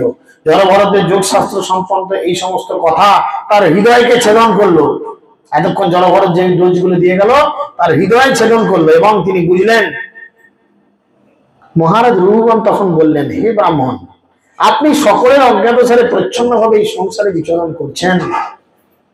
এবারে রাজার টনক নড়েছে, বুঝতে পেরেছেন? রাজার টনকটা নড়েছে। তিনি বলছেন, আপনি সবার আড়ালে থেকে নিভৃত ভাবে এই সংসারে বিচরণ করছেন। সত্যিকারে বলুন তো, আপনি কে? আপনি কে? আপনি কি বেদজ্ঞ ব্রাহ্মণ নাকি কোনো মহান পুরুষ? ভক্তরা কখনো নিজেকে কোনো জায়গায় হাইলাইট করে না। আপনি কি জানেন না জানেন কোথাও হাইলাইট করে না, চুপচাপ থাকে। কারণ এই হাইলাইটের মধ্যেই অহংকার প্রবেশ করবে, অহংকার আপনাকে শেষ করে দেবে। আপনি যজ্ঞপীঠ ধারণ করেছেন, আপনি কি দত্তাত্রেয় আদি অবধূতের মধ্যে কেউ? আপনি কোন মহাত্মার শিষ্য? আপনি কোথায় অবস্থান করেন? আপনি এই স্থানে কেন এসেছেন? আমাদের মঙ্গল সাধনের উদ্দেশ্যই কি আপনি এসেছেন? আপনি দয়া করে বলুন, আপনি কে? কোথা থেকে আপনি আসলেন? হে মহানুভব, আমি দেবরাজ ইন্দ্রের বজ্রের ভয়ে ভীত নই, শিবের ত্রিশূলের ভয়ে ভীত নই, যমরাজের দণ্ড অথবা অগ্নি সূর্য চন্দ্র বায়ু কুবেরের অস্ত্র দেখে আমার ভয় উৎপাদন হয় না। কিন্তু আমি ব্রহ্মজ্ঞ কুলের অবমান স্বরূপ অপরাধকে ভয় করি। কোন ব্রাহ্মণ বা বৈষ্ণবকে যদি আমরা অপরাধ করি, অপমান করি, এই ভয় আমি বড় পাই। রাজা বলছে, আমি বুঝতে পারছি না যে তুমি কে, দেখে বুঝতে পারছি না। হে মহানুভব, মনে হচ্ছে যেন আপনার মহান আধ্যাত্মিক জ্ঞানের প্রভাবে আপনি গোপন করে রেখেছেন। আপনার মধ্যে কি আছে আপনি কাউকে বলেননি। সাধারণ 5টা লোকের মতো আপনি সবার সঙ্গে মিশে ঘুরে বেড়াচ্ছেন। প্রকৃতপক্ষে আপনি সমস্ত জড় সংসর্গ থেকে মুক্ত এবং পূর্ণরূপে ভগবানের চিন্তায় মগ্ন। কোনো ফালতু কারোর সঙ্গে কোনো কথা বলেন না। তাই আপনার দিব্য জ্ঞান অনন্ত, দয়া করে আপনি আমাকে বলুন। এবার রাজা পালকি থেকে নেমে পড়েছে, জোরাত করে দাঁড়িয়ে গেছে। আমি বুঝতে পারছি, তোমার কথা শুনে বুঝতে পারছি, যেমন ভাত হয়েছে কিনা দেখার জন্য গোটা হাঁড়ির সব ভাতগুলো টিপে দেখবেন। কি করবেন? আরে খেয়ে দেখবেন, তবে কি করবেন? একটা খাবেন? ভাত ফুটছে, একখানা তুলে হাতে করে টিপলি বোঝা যায় তো ভাতটা হয়েছে কি হয়নি। হ্যাঁ, সেরকম এনার কোয়ালিটি দেখে রাজা রঘুগণ বুঝে গেছে। এবার তিনি নেমে এসেছেন। দয়া করে আপনি আমাকে বলুন, কেন আপনি এইভাবে একজন জ্বরের মতো বিচরণ করছেন? হে মহাপুরুষ, আপনি যোগ সম্মত কথা বলেছেন, কিন্তু আমাদের পক্ষে তা হৃদয়ঙ্গম করা সম্ভব নয়। তাই আপনি দয়া করে বিশ্লেষণ করে বলুন, আপনি যে কথাগুলো বলছেন এগুলো সত্যি ঠিক, কিন্তু আমাদের মতো মাথা মোটা মানুষদের জন্য এটা বোঝার জায়গা নয়। আপনি ক্লিয়ার করে বলুন, আমি আপনাকে যোগেশ্বর আত্মতত্ত্বজ্ঞ মুনিদের পরম গুরু বলে মনে করি, মানব সমাজের কল্যাণের জন্য আপনি অবতীর্ণ হয়েছেন, আপনি ভগবানের জ্ঞানরূপী অবতার কপিল দেবের সাক্ষাৎ প্রতিনিধি রূপে দিব্য জ্ঞান প্রদান করতে এসেছেন। তাই আমি আপনাকে জিজ্ঞাসা করি, হে গুরুদেব, এই জগতে সবচাইতে নিরাপদ আশ্রয় কি? এটা কি আপনাদের মনে প্রশ্ন আছে? সব থেকে নিরাপদ আশ্রয় কি? দিদির পার্টি অফিস, দাদার পার্টি অফিস, স্বামীর হাতটা ধরে থাকা, সন্তানের হাতটা ধরে থাকা, বাবা মায়ের হাত ধরে থাকা, বড় মস্তান বড় নেতা চোতার হাত ধরে থাকা, ঘরে 50টা ডাক্তার রেখে তাদের হাত ধরে থাকা? রুগন জিজ্ঞেস করছে, আমি জানতে চাই এই জগতে সব থেকে নিরাপদ আশ্রয় কি? ভজহুরে মন শ্রী নন্দ নন্দন অভয় চরণার বৃন্দ। কীর্তনে বলছে না, অশোক অভয় অমৃতের আধার তোমার চরণোদয়, তাহাতে এখন বিশ্রাম লভিয়া ছাড়িনু ভবের ভয়। অশোক অভয়, অশোক যে চরণকে ধরে থাকলে কোনো শোক আসে না, অভয় যে চরণ ধরে থাকলে জীবনে কোনোদিন কোনো ভয় উৎপাদন হয় না, অমৃতের আধার যাকে ধরে থাকলে জীবনে প্রকৃত অমৃতের টেস্ট পাওয়া যায়। তোমার চরণোদয় কার? বইয়ের পার্টির নেতার? ভগবানের চরণোদয়, তাহাতে এখন বিশ্রাম লভিয়া ছাড়িনু ভবের ভয়। তিনি বলছেন, আপনি যে ভগবানের অবতার কপিল দেবের সাক্ষাৎ প্রতিনিধি, এটা কি সত্য নয়? কে প্রকৃত মানুষ কে নয় তা পরীক্ষা করার জন্য আপনি মুখ এবং বধিরের মতো অভিনয় করছেন। রাজা বলছে এবার কথা, যে কে ঠিক কে ভুল আপনি সেরাম অভিনয় করছেন বোঝানোর জন্য। আপনি কি সেই জন্যই পৃথিবী পৃষ্ঠে বিচরণ করছেন না? আমি অত্যন্ত বিষয়াসক্ত এবং জ্ঞানান্ধ, কিন্তু তা সত্ত্বেও আমি আপনার কাছে জ্ঞানের আলো প্রাপ্ত হওয়ার জন্য উপস্থিত হয়েছি। কিভাবে আমি পারমার্থিক জীবনে উন্নতি সাধন করতে পারি? এ প্রশ্ন আছে তার, যে কি করে আমরা ভক্তি জীবনে আরো উন্নতি করব। রাজা প্রশ্ন করছে ভরতকে, আপনি বলুন কি করে আমরা উন্নতি করব? আপনি বলছেন, আমি শান্ত নই, যদিও আত্মা দেহ থেকে ভিন্নতম দৈহিক পরিশ্রমের ফলে শান্তি হয়, কিন্তু তখন মনে হয় যে আত্মাই যেন শান্ত হয়েছে। আপনি যখন শিবিকা বহন করছিলেন তখন নিশ্চয়ই আত্মার পরিশ্রম হয়েছে, এটি আমার অনুমান। আপনি এও বলেছেন যে প্রভু এবং ভৃত্যের যে বাহ্য আচরণ সেটা বাস্তবিক নয়, কিন্তু যদিও এই প্রাপঞ্চিক জগতে তা বাস্তবিক নয়, তবু এই প্রাপঞ্চিক জগতের বিষয়গুলো তো বস্তুকে প্রভাবিত করে, তা প্রকৃতপক্ষে দেখা যায়, তা অনুভব করা যায়। যদিও জড়জাগতিক কার্যকলাপ অনিত্য, কিন্তু তাহলেও সেটা মিথ্যে তো বলা যায় না। রাজা রঘুগণ বলতে লাগলেন, আত্মা এই অবস্থা থেকে অনাসক্ত হয়ে কখনো থাকতে পারে না। দেহের দুঃখ কষ্ট সুখ এইসব ইন্দ্রিয়গুলোকে বিচলিত করে। আমরা বসে বসে শুনছি, হঠাৎ পেটে যন্ত্রণা আরম্ভ হয়ে গেল, আর বসে থাকতে পারবেন? মাস্টারে যাবো। হে মহাশয়, আপনি বলছেন রাজা প্রজা প্রভু ভৃত্যের মধ্যে যে সম্পর্ক সেটা নিত্য নয়। অতএব কাউকে যদি বলপূর্বক তার স্বধর্মে নিযুক্ত করা হয় তাহলে তার মঙ্গল হয়, কারণ তখন তার সমস্ত পাপ থেকে তিনি মুক্ত হতে পারেন। স্বধর্মে কাউকে জোর করে ঢোকালে তাতে অপরাধ হয় না, বরঞ্চ তার পাপ থেকে মুক্ত হয়। স্বধর্ম বলতে কি? মানুষের স্বধর্ম কি? মানুষের স্বধর্ম কি? গুরু গৌরাঙ্গের সন্তুষ্টি বিধান করা। তাই কাউকে জোর করে ভক্তিতে টেনে ঢোকালে তাতে কোনো অপরাধ হয় না, বরঞ্চ তার মঙ্গলই হয়। আই এক মনোযোগ করো, চলো প্রসাদ তুমি, চলো চলো আজকে নামারটা চলো। ওর বাবা ঘরে এসে যদি শুনে আমি নামার টেকেছি, এসে ভাকান চুরি ছেড়ে দেবে, আমাকে ঘুরালবে, মারবে, ঠেঙাবে। ভগবানের জন্য দুঃখে মারও খা, তবু নামারটা চলো। এতে কি হবে? মঙ্গলই হবে, অমঙ্গল কিছু নাই। জগতে না দেখবে লোকে হ্যাঁ মারছে ধরছে দুঃখ পাচ্ছে কষ্ট পাচ্ছে, এগুলো পূর্বজন্মের কর্মফল। আপনি যা বলছেন তা তো আমার কাছে বিপরীত বলে মনে হচ্ছে। হে আর্তবন্ধু, আমি রাজা হওয়ার অভিমানে মত্ত হয় আপনার মতো পরম ভাগবতকে অপমান করে মহা অপরাধ করেছি। তাই আমি আপনার কাছে প্রার্থনা করি, দয়া করে আপনি আমার প্রতি অহেতুক কৃপা প্রদর্শন করুন, তাহলেই কেবল আমি এই অপরাধ থেকে মুক্ত হতে পারবো। হে প্রভু, আপনি সমস্ত জীবের পরম শহীদ, ভগবানের সখা, তাই আপনি সকলের প্রতি সমদৃষ্টি সম্পন্ন, আপনি দেহত্ব বুদ্ধি থেকে মুক্ত। আমি যে আপনাকে অপমান করেছি তাতে আপনার কোনো বিকার হয়নি, তবুও সেই অপরাধের ফলে আমার মতো ব্যক্তি যদি শিবের মতো শক্তিশালী হয় তাহলেও সে অচিরেই বিনষ্ট হবে, তাতে কোনো সন্দেহ নেই। বৈষ্ণব অপরাধ কত ভয়াল ভয়ঙ্কর রাজা জানতেন। শিবের মতো ক্ষমতাধারী মানুষ বৈষ্ণব অপরাধ করে মুহূর্তের মধ্যে বিনষ্ট হয়ে যেতে পারে। সুলপানি সম যদি ভক্ত নিন্দা করে ভগবত প্রমাণ তথাপিও শীঘ্র মরে। হেন বৈষ্ণব নিন্দে যদি সর্বজ্ঞ হয় সেই জনের অধপাদ সর্বশাস্ত্রে কই। বৈষ্ণবের নিন্দা করিবে যার গণ তার রক্ষা সামর্থ্য নাহিক কোন জন। সুলপানি সম যদি বৈষ্ণবের নিন্দে, সুলপানি মানে কি? শিব। সুলপানি সম যদি বৈষ্ণবের নিন্দে তথাপিও নাশ যায় কহে শাস্ত্রবিন্দে। ইহা না মানিয়া যে সুজন নিন্দা করে জন্মে জন্মে সে পাপিষ্ঠ দৈব দোষে মরে। বুঝেছেন? এইভাবে বলতে বলতে তিনি তার কথাবার্তা শেষ করলেন 10ম অধ্যায়ে। এরপরে মহারাজ ভরতের কাছে অনেকগুলো প্রশ্ন তিনি রেখেছেন, বুঝতে পেরেছেন? এবার প্রশ্নগুলো আপনারা শুনলেন, প্রশ্নগুলো শুনেছেন কি কি প্রশ্ন রেখেছে? অনেকগুলো প্রশ্ন, একটা একটা করে ভরত মহারাজ উত্তর দেবেন। যদিও উত্তরগুলো আজকে সারা হবে না, আজ কাল পরশু, কাল পরশু তরশু বৃহস্পতিবার পর্যন্ত মনে হয় চলবে, কি শুক্রবারও চলে যেতে পারে। যাই হোক, কালকে হাট বসন্তপুর, বুধবার দিনে সম্ভবত আছে মায়াপুর, বৃহস্পতিবার আছে পারুল, শুক্রবার ভুলে গেছি, না পারলে ইউটিউব আছে, শুনবেন।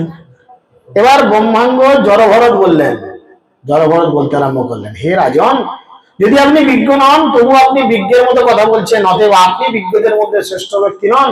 অভিজ্ঞ ব্যক্তি কখনো আপনার মতো প্রভুবিত্ত অথবা জড়সুভোগের সম্পর্কের কথা বলে না। এইগুলি কেবল বাহ্যিক কার্যকলাপ। আমি মালিক, আমি অমুক, আমি তুসুক, এগুলো বাহ্যিক কার্যকলাপ।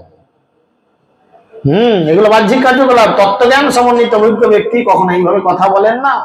হে রাজন, প্রভুনিত্য, রাজা প্রজা ইত্যাদি প্রসঙ্গে যে কথা তা কেবল জড়জাগতিক বিষয়ের কথা। যারা বেদবিহিত জড় কার্যকলাপে আগ্রহী তারা কেবল যজ্ঞ অনুষ্ঠান করে এবং জড়জাগতিক বিষয়ের প্রতি শ্রদ্ধালু থেকে সন্তুষ্ট থাকে। এই প্রকার ব্যক্তিদের অবশ্যই আধ্যাত্মিক উন্নতি হয় না। কাজের উন্নতি হয় না? তিনি জানতে চেয়েছিলেন আমি কি করে আধ্যাত্মিক উন্নতি করব। কাজের আধ্যাত্মিক উন্নতি হয় না। কি বলা হলো? বলছে যারা কেবল বেদবিহিত জড় কার্যকলাপে আগ্রহী। বেদে বলা হয়েছে যে কার্যকলাপ গুলো করার জন্য, যজ্ঞ, দান, ধ্যান, তপস্যা ইত্যাদি যারা করবে, এই বিষয়ে যারা খুব শ্রদ্ধালু এবং এই কাজগুলো করে তারা সন্তুষ্ট থাকে, এই প্রকার ব্যক্তিদের অবশ্যই আধ্যাত্মিক উন্নতি হয়। বুঝেছেন? বেদে অনেক কিছু বলেছে, সে কথায় যারা বেশি হবে আধ্যাত্মিক উন্নতি হবে। বেদের পুষ্পিত বাক্যে এখানে রয়েছে। আর তিনি কি বলছেন? স্বপ্নাদিষ্ট ভোগ্য বস্তুর মিথ্যেত্বতা, নিরর্থকতা যেমন আপনা থেকেই অনুভূত হয়, তেমনি এই পৃথিবীতে অথবা স্বর্গলোকে এই জীবনের যা পরবর্তী জীবনের যে সুখ তা অবশেষে তুচ্ছ বলে উপলব্ধি হয়। স্বপ্নের সময় আমরা কত কি দেখি, তাই না? স্বপ্নে কখনো দেখি আমি আকাশে উড়ছি, হঠাৎ করে চোখ খুলেন দেখবেন সেই কাঁথা কম্বল মুড়ি দিয়ে বিছানা দিয়ে বয়ে আছে। স্বপ্নে দেখছেন আপনি কারোর নাক ফাটিয়ে দিয়েছেন, নাকপিঠে নাক ফাটিয়ে দিয়েছেন, চোখ খুলে দেখবেন নিজের পাশে শুয়ে থাকা বইয়ের নাকটাই ফাটিয়ে দিচ্ছেন গোদাম করে। সে নাক ফাঁক চাপা দিয়ে বলছে আমি বাপের ঘর চলে যাবো, তাকে শান্ত করতে সারাদিন চলে যাবে, তাই না? এখানে বলছেন স্বপ্নাদিষ্ট ভোগ্য বস্তু মিথ্যত্ব, নিরর্থকতা যেমন আপনা থেকে অনুভূত হয়। চোখ খুললেই স্বপ্নটা যেটা স্বপ্ন ছিল মনে হয়, সেরকম এই জগতে যা কিছু দেখছেন এগুলো সব স্বপ্নের মতো। আমাদের কখন চোখ খুলে বলেন তো? মরার সময় এই চোখটা বন্ধ হয়, কিন্তু একটা চোখ খোলে। অন্তরেন্দ্রিয়ের চোখগুলো খোলে মরার সময় বা মরে যেয়ে খোলে। তখন দেখতে পাই আমি সারা জীবনে ক কুইন্টাল মাংস খেয়েছি। ও এটা গোটা গোডাউনটা আমি খেয়েছি, লোড করা আছে রে। চিন্তা করেন, ও বাবা এত ডিম খেয়েছি, গোটা অন্ধ্রপ্রদেশের হাফ ডিম তো আমার পেটে, কত মুরগি হাঁস আমাকে ছুটো বেরো বাবু। চিন্তা করেন। আর মৃত্যুর পর যদি দেখেন, বাহ আমি কত ইউটিউবে ক্লাস দিয়েছি, এখনই 400 ক্লাস। কেউ যদি একদিন ডেলি একটা করে ক্লাস দেখে, 1 বছরেও সে ক্লাস দেখে সারা করতে পারবে না। 365 দিনে 1 বছর ক্লাস হয়ে গেছে 400 রাত। আরো যদি ভগবান 2-5 বছর বাঁচিয়ে রাখে, আরো কত ক্লাস হবে, কত কে চলবে তখন, 1K 2K চলবে তখন ক্লাস আপলোড। হ্যাঁ, চিন্তা করেন, কত ভগবানের কথা বলেছি, কত গোটা আপলোড হয়েছে ভগবানের জন্য। কোনটা ভালো, কোনটা ভালো চিন্তা করেন। তাই তিনি বলছেন যে এরকম কার্যকলাপ করা উচিত। জীবের মন যতক্ষণ জড়া প্রকৃতির 3 গুণের দ্বারা কলুষিত থাকে, ততক্ষণ তার মন ঠিক একটি মত্ত হস্তির মতো স্বতন্ত্র হয়ে জ্ঞানেন্দ্রিয় ও কর্মেন্দ্রিয়ের দ্বারা পাপ পুণ্যের বিচার করে। যতক্ষণ সত্য রজ তম 3 গুণের মধ্যে আমাদের মন মেতে থাকবে, ততক্ষণ মন স্বাধীন হতে চাইবে। আজ মন চেয়েছে আমি হারিয়ে যাব, পরের লাইনটা ভুলে গেছি। যাই হোক, এরকম গান আছে না কিছু, বাজে মাঝে মধ্যে মাইকে বক্সে, এরকম উদুহাটুকর গান বাজবে, কানেতেও বাজবে, তালে তালে হাততালি করবে। যখন এই 3 গুণের দ্বারা আমাদের মন কি হয়, বিচলিত হয়, তখন আমরা এরকম চাই, আমরা সবাই রাজা, আমাদেরই রাজা রাজত্বে। পরের লাইনটা ভুলে গেছি রে, এই ঢোকগুলো মনে আছে, মাঝের গুলো সব ভুলে গেছি। এরকম কিছু গান আছে না, আমরা সবাই রাজা। খুব ভালো নেই, আমরা কি সত্যি রাজা? আমরা কি সত্যি রাজা?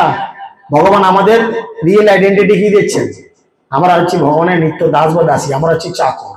আর তুমি বলছো আমরা সবাই রাজা, আমাদের রাজা রাজত্বে।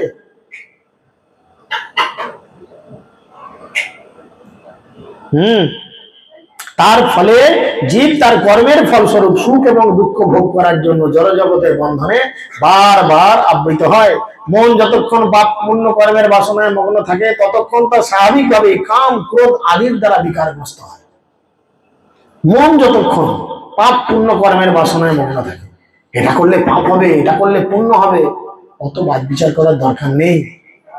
তোমার একমাত্র কাজ সাধুগুরু বৈষ্ণবের সন্তুষ্টি বিধান করা, যেভাবেই হোক। এইভাবে তা ইন্দ্রিয় সুখ ভোগের প্রতি আকৃষ্ট হয়, অর্থাৎ মন সত্য রজতম গুণের দ্বারা পরিচালিত হয়। একাদশ ইন্দ্রিয় এবং পঞ্চমহাভূত এই ষোড়শ উপাদানের মধ্যে হচ্ছে মন প্রধান। তাই মনেরই জন্য দেব, নর, পশু, তির্যক আদি বিভিন্ন প্রকার শরীর আমাদের লাভ হয়। এই যে আমরা কেউ টেড়া হয়েছি, বাঁকা হয়েছি, গাঁড়া হয়েছি, বুড়ো হয়েছি, দেখতে ভালো হয়েছি, দেখতে খারাপ হয়েছি, গরিব হয়েছি, বড়লোক হয়েছি, কেউ ভিখারি হয়েছি, কেউ ছোট জাতে জন্মেছি, কেউ বড় জাতে জন্মেছি। এর মেন ভিলেনটা কে বলেন তো? মেন ভিলেন হচ্ছে মন। মন চেয়েছে, ওই যে বলেছে আজ মন চেয়েছে আমি হারিয়ে যাব। হারিয়ে যাও, কত হারাবে, হারা এবার, বুঝেছেন? তাই যদি তিনি বলছে উৎকৃষ্টতম নিকৃষ্ট স্তরের মনের স্থিতি অনুসারে জীবের জড়দেহ লাভ হয়।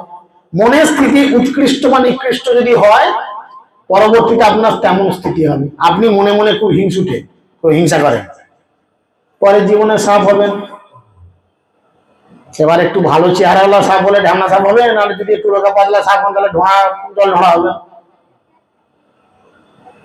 আর যদি মনে খুব জ্বালা যন্ত্রণা থাকে, আরো যদি হিংসা থাকে, তাহলে ছোট হলেও বিষধর হবেন। কি সব বিষধর সাপের নাম? বোরা সাপ, চন্দ্রবোরা, আরো সব ভ্যারাইটিস, কেউটে ইত্যাদি ইত্যাদি। একশো বলেই ছবি মিঠুনের মতো ডায়রা হবে। চিন্তা করেন কি হবে। সেই জন্যই বলছে মনের উৎকৃষ্ট বা নিকৃষ্ট স্তরের মনের স্থিতি অনুসারে জীব জড়দেহ প্রাপ্ত হয়। মানসিকতা ধারে আমাদের কিরাম থাকা উচিত?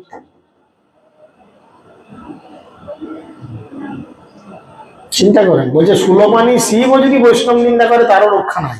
আর আমরা যদি কোথাও একটু কুলু পেয়ে গেছি, ওরে বাপ রে বাপ, সে গরম বালিতে মুড়ির চাল দিলে একদম ঝাঁটাকাটি করে নাড়লে, মুড়ি ভাজা দেখেছেন? আগে কালকার দিনে আমাদের সব বাড়িতে মুড়ি ভাজতে যেত, একজন ছিল বুড়ি করে, নাপিতদের বুড়ি ছিল, মুড়ি ভাজতে যেত ভোরবেলা। গরম ওই মাটির একটা খোলা থাকে, তার মধ্যে বালি, হ্যাঁ বালি দেওয়া থাকতো, বালির মধ্যে ওই ছোট ইয়ে করে চাল দিত, দিয়ে ঝাঁটাঘাটি করে নাড়তো। অবাক হয়ে দাঁড়িয়ে দাঁড়িয়ে গালায় দিয়ে দেখতাম, এইটুকু চাল দিল, এক গাদা মুড়ি হলো। বৈষ্ণব নিন্দা ঠিক সেরকম, আমরা একটু পেলেই খোলায় চাল দেওয়ার মতো নেড়ে দিই, আরো কি হয়েছে, তাই তাই তাই। জীবন ঘেটে ঘোয়া একদম কালীপদ, জানবেন এটাও একটা মায়া। আপনার ভক্তিটা বিনষ্ট করার জন্য ভগবান কাউকে দিয়ে অপরাধমূলক আচরণ করালো, আপনাকে শোনালো, আপনি সেটা শুনে তার সমালোচনা করলেন, তাকে নিয়ে উল্টো পাল্টা বললেন, বলে আখেরি আলটিমেটলি লাভটা কি হলো? কি হলো না, যার নিয়ে সমালোচনা করলেন, যার নিয়ে শুনলেন, সে সমালোচনা থেকে মুক্ত হয়ে গেল, সেই অপরাধ থেকে মুক্ত হয়ে গেল। এটা বৈষ্ণব ফিলোসফি, এটা বৈষ্ণব ফিলোসফি। সে অপরাধ থেকে, সে পাপ থেকে বেরিয়ে চলে গেল, আর আপনি সমালোচনা করার পরে তার পাপ। মহাপ্রভু দেখিয়েছেন জগাই মাদের পাপ চলে যাওয়ার পর জগাই মাদের সমস্ত পাপ নিয়ে মহাপ্রভু কালো হয়ে গেলেন। যখন সমস্ত উপস্থিত ভক্তরা জিজ্ঞেস করলো, মহাপ্রভু আপনি কালো হয়ে গেলেন কি ব্যাপার? যেমন কুকুরে জল থেকে উঠে গা ঝাড়া দেয়, মহাপ্রভু গা ঝেড়ে দিলেন আর গা থেকে সমস্ত কালো রং উড়ে গেল। এগুলো কি ছিল? মহাপ্রভুকে জিজ্ঞেস করলো, বলে এগুলো জগাই মাদের পাপ। এ কোথায় গেল না, যারা বৈষ্ণব নিন্দা করবে, যারা বৈষ্ণব সমালোচনা করবে, যারা শুনবে, যারা করবে, যারা বলবে, এই পাপ তাদেরকে স্পর্শ করবে। চলে যান। তাই তিনি বলছেন, রান্না এখন হয়নি, হয়ে গেলে আমি ছেড়ে দেবো। মায়ারচিত মন জীবকে আচ্ছন্ন করে বিভিন্ন জনিতে ভ্রমণ করায়, বুঝেছেন? মায়ারচিত মন জীবকে আচ্ছন্ন করে রেখে বিভিন্ন জনিতে ভ্রমণ করায়। দেখুন ভরত মহারাজকে কি করলো, বাচ্চা হরিণটার জন্য মায়া, আহা আমি মরে গেলে কি হবে, কি হবে, বিভিন্ন জনি পেল, হরিণের জনি আবার পেল কিনা। এরকম আমরাও কি জানি যে মায়ার দ্বারা আকৃষ্ট হয়ে আমাদের কি গতি হতে পারে? ছোট্ট বাচ্চাটাকে কোলে নিয়ে বসেছে, আমার শখের নাতি, শখের ছেলে, শখের কুলে আসক্ত হয়ে যাচ্ছে। আমরা বলছি না যে ছুঁড়ে ফেলে দাও, বলছি না যে ছুঁড়ে ফেলে দাও, প্রকৃত আসক্তি তাহলে ভগবানের উপর আসক্তি রাখো, তাদের প্রতি দায়িত্ব কর্তব্য পালন করো। আমিও ছেলের বাবা, কিন্তু আসক্ত ছেলের প্রতি, বইয়ের প্রতি, মায়ের প্রতি বেশি নয়। কেন? দরকার নেই। কেন? ওই আসক্তি থাকলে হয় তাদের পেটে আমি আবার জন্মাতে হবে, না আমার পেটে তারা আবার জন্ম হতেই পারে। আমি মেয়ে হবো, তারা আমার পেটে জন্ম নেবে, বা তারা মেয়ে থাকবে, তাদের পেটে আবার আমাকে জন্ম নিতে হবে, আবার আমি এই পৃথিবীতে আসবো, আবার জন্ম নেবো, আবার জন্ম মৃত্যু জলাবাদি চক্রে পড়বো, আবার। আর কেন বারবার এইবার লহঞ্জ সব, তাকে বলা হয় সংসার চক্র। তিনি বলছেন এই হচ্ছে সংসার চক্র, বুঝেছেন? চাকা। আগেকালকার দিনে টিভিতে একটা সিরিয়াল হতো মহাভারত,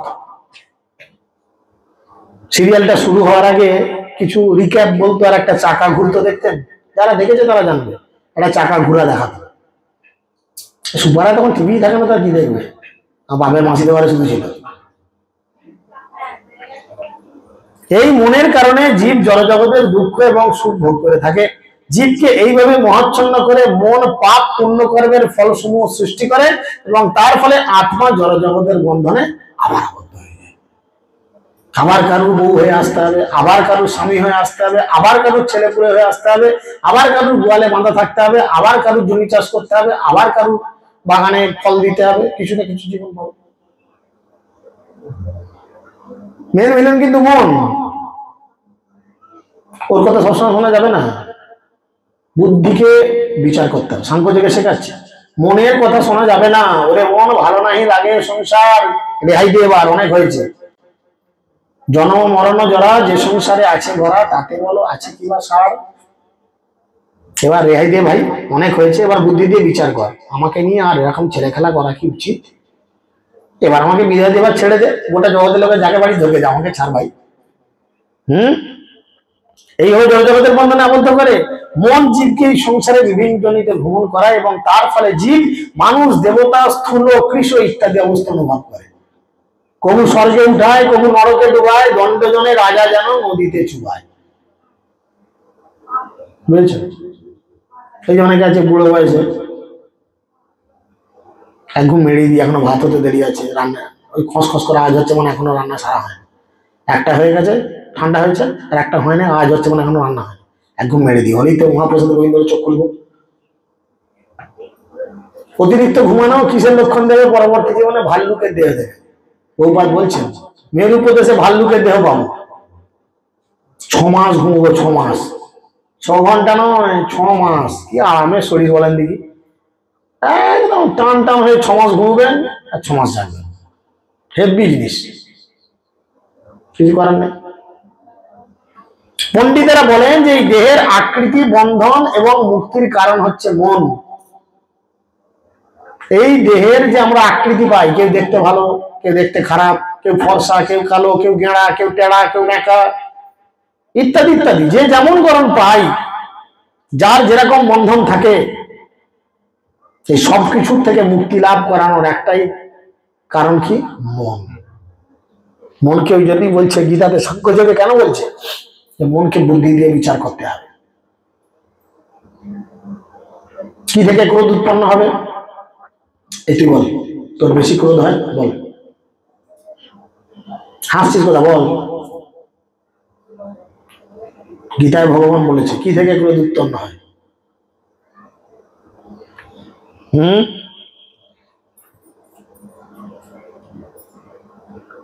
কি থেকে উৎপন্ন হয় জানি না, শুধু যদি ক্রোধ উৎপন্ন করি, কি মুশকিল কথাবার্তা থাকে দেখি। কি থেকে উৎপন্ন হয়? অতিরিক্ত কামনা বাসনা থেকে। তাতে যেটা যাই হোক, সেটা যাই হোক, সে কামনা বাসনা যাই হোক, খারাপ হতে পারে, ভালো হতে পারে, আলোচনার বিষয়বস্তু সেটা নয়। অতিরিক্ত কামনা বাসনা, সে মনকে উস্কানি দিচ্ছে, যা রেখে যা, চোখ বড় বড় হয়ে গেল একদম।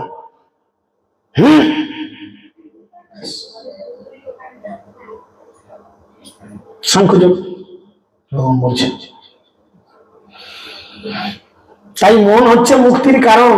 মনকে যদি বোঝানো যায়, প্রত্যেক দিন এই চাবুক ছিল আমাদের খানাকুলে, রবিরাম গোসাইয়ের একটা চাবুক ছিল, আমরা বড় দুর্ভাগা, সে চাবুক নাই। এক ঘা করে দু ঘা করে যদি খেয়ে আসতাম মাঝে মধ্যে, যে একদম কৃষ্ণ প্রেমে মাতোয়ারা, মার কত মারবি, ফাটিয়ে দিয়ে পিঠের চামড়াটা।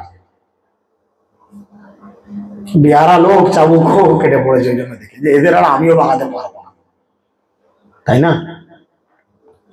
সেই জন্য বলছে মন বিষয় ভোগে আসক্ত হওয়ার ফলে জীব সংসার বন্ধনে আবদ্ধ হয় এবং দুঃখ দুর্দশা ভোগ করে। মন কিসে আসক্ত হয়?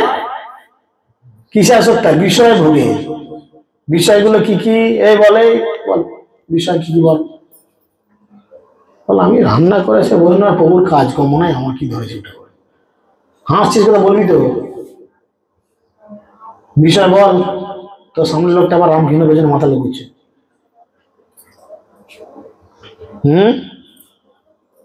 বিষয় মানে কি বলো? বিষয় মানে কি তুমি বলো এবার।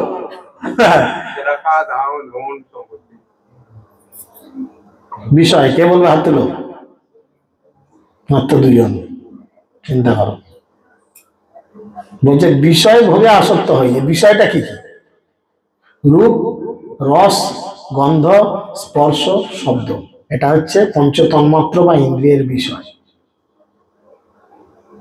দেখা যো তুঝে ইয়ার দিল মে বাজে গিটার, গানগুলো এমনিতে হচ্ছে না, তোকে দেখলাম আর এখানে গিটার বাজছে কটাং কটাং করে।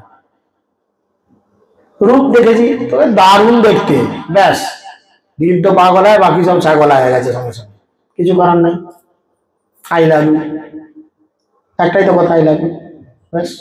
তোমার নাম সাক্ষে সাক্ষে শুনে বলো, সামাল এবার কেন করে সামালবি? জীব সংসার বন্ধনে আবদ্ধ হয় এবং দুঃখ দুর্দশা ভোগ করতে আরম্ভ করে, কিন্তু মন যখন জড়সুখ ভোগের প্রতি অনাসক্ত হয়, তখন তা মুক্তির কারণ হয়। মনকে বোঝাতে হবে। মন অনেক কিছু চাইবে, মন রেগে যেতে চাইবে, আমার এক্ষুনি এখানে যেতে হবে, নাহলে বিপদ হবে। মনকে বোঝাতে হবে, আরে কত সৌভাগ্যের ফলে আমি আজকে বৈষ্ণবদের সঙ্গ করার সুযোগ পেয়েছি, আমি রেগে রেগে চলে যাবো কি? বলে কত সৌভাগ্যের ফলে বৈষ্ণব আসিয়া মিলে, কত সৌভাগ্য হলে তবে ভক্তদের সঙ্গ করা যায়, কত সৌভাগ্য হলে তবে বৈষ্ণবের কাছে থাকা যায়, কত সৌভাগ্য হলে তবে ভগবানের একটু প্রসাদ পাওয়া যায়। আর আমি কিনা একটা বিড়িখোর লোকের তত্ত্বাবধানে থাকার জন্য, তার কাছে যাওয়ার জন্য পাগলের মতো রাগ তাপ প্রকাশ করছি। মনকে বোঝাতে হবে, ঠিক তোমার এরকম কাজ করা উচিত না।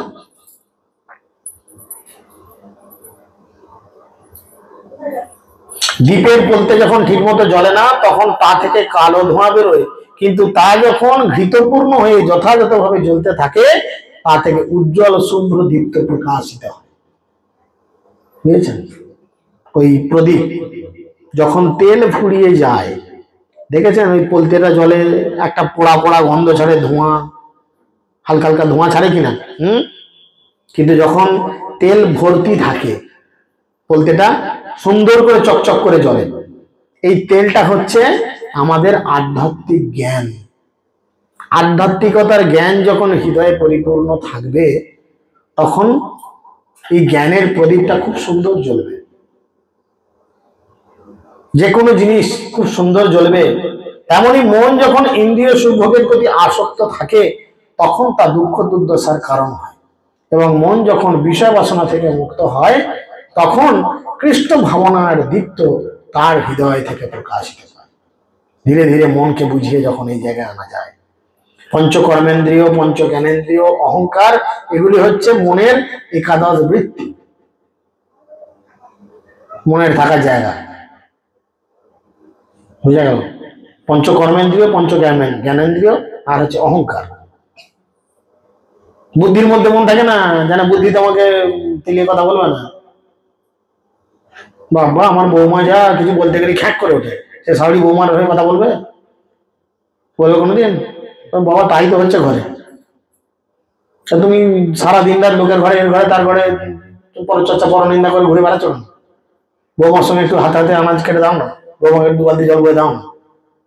তা না করে তুমি গোটা পাড়া চলে বেড়াবে, এর তার নামে দুর্নাম করে বেড়াবে, ঠ্যাং ঠ্যাং ঠ্যাং ঠ্যাং করে গোটা পাড়া সুপারা পাড়া পাড়া করবে, তাহলে তো বৌমা কাল পারবি তোমাকে। ঠিক সেরকম মন বুদ্ধির কাছে সহজে যাবে না, জানে বুদ্ধি আমাকে বুঝিয়ে বুঝিয়ে ঠিক রাজি করিয়ে দিবে। তাই মন অবস্থান করে অহংকারের উপর, জানে অহংকার আমার ভালো একটা শেল্টার, সেখানে অবস্থান করবে। শব্দ স্পর্শ আদি পঞ্চ তন্মাত্র জ্ঞানেন্দ্রিয়ের বিষয়, মলত্যাগ আদি পঞ্চ ব্যাপার কর্মেন্দ্রিয়ের বিষয়, এবং দেহ গৃহ সমাজ ইত্যাদিতে আত্মবুদ্ধি অভিমানের বিষয়, পণ্ডিতেরা এগুলোকে মনের কর্মক্ষেত্র বলে থাকে। মন এখানের মধ্যে চলাফেরা করে। শব্দ স্পর্শ আদি পঞ্চ তন্মাত্র, রূপ রস গন্ধ স্পর্শ শব্দ, এখানে মন ঘুরবে। আর কি? মলত্যাগ আদি পঞ্চ ব্যাপার কর্মেন্দ্রিয়ের বিষয়, দেহ গৃহ সমাজ ইত্যাদিতে মন বিরাজ করে। মনের এগুলো সেটা শব্দ স্পর্শ রূপ রস গন্ধ এগুলি পঞ্চ জ্ঞানেন্দ্রিয়ের বিষয়, প্রজল্প শিল্প গতি মলত্যাগ স্ত্রী সম্পর্ক এগুলি পঞ্চ কর্মেন্দ্রিয়ের বিষয়। এছাড়া এটি আমার দেহ, এটি আমার সমাজ, এটি আমার পরিবার, এটি আমার দেশ ইত্যাদি যে ধারণা, মনের এই একাদশতম বৃত্তিকে বলা হয় অহংকার। এই 10টাকে নিয়ে মন যে বাজারটা খুলে বসে সেটা হচ্ছে অহংকার। কোন কোন দার্শনিকদের মতে এটি দ্বাদশতম বৃত্তি এবং তার কার্যক্ষেত্র হচ্ছে এই শরীর। কেউ কেউ বলে এটা হচ্ছে 12 নাম্বার জায়গা, আর তার মূল শেল্টার হচ্ছে এই শরীর। জানা আছে না? মনটা যদি না থাকতো আমার কিছুই ভালো লাগতো না। ও আমার মনকে রাখিস কেন, ঝাঁটা ভাই বিদায় কর না, ভালো লাগার দরকার নেই মনের। এমন মন যদি কৃষ্ণ ভক্তিতে কৃষ্ণ সেবায় না লাগে, এমন মনকে ঝাঁটা মেরে বিদায় করাই ভালো। দেখার দরকার কি আছে? রাখবি তো অশান্তি করবে। এক্ষুনি বলবো এই ঠান্ডা পড়েছে, এখন রান্না ঘর যায়, ঘরে আমার আলু পোস্ত ডাল ভাত রান্না করা আছে, এদের রবি ফুলকপি খাচ্ছে।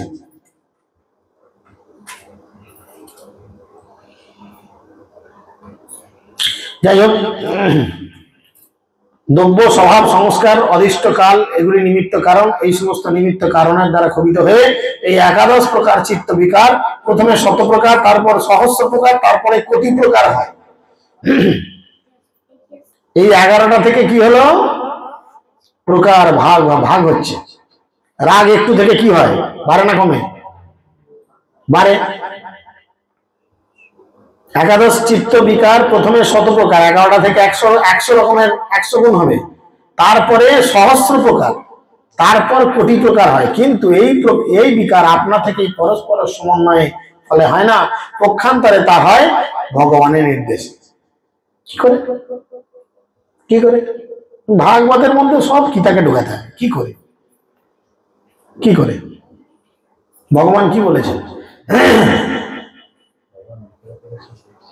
শুধু দেখছেন, এটা দেখার কেস তো নয়, দেখছেন তো তোমার কি আমার কি? সেই বস্তুর প্রতি অতলা শ্রদ্ধা বাড়াবে, তুমি 1 গ্লাস মদ খাবে, ভগবান ভেতরে থেকে বলছে 1 গ্লাস খেয়ে তার নেশা হয় না, সব আরো 2 গ্লাস খেতে হবে। সব এক কুচো মানুষকে কি হবে, তো শরীরে কোথা লাগবে? হ্যাঁ, এতটা মানুষ যদি পায়খানাই ততটা থাকবে শরীরে, সব আছে এখন তো খা।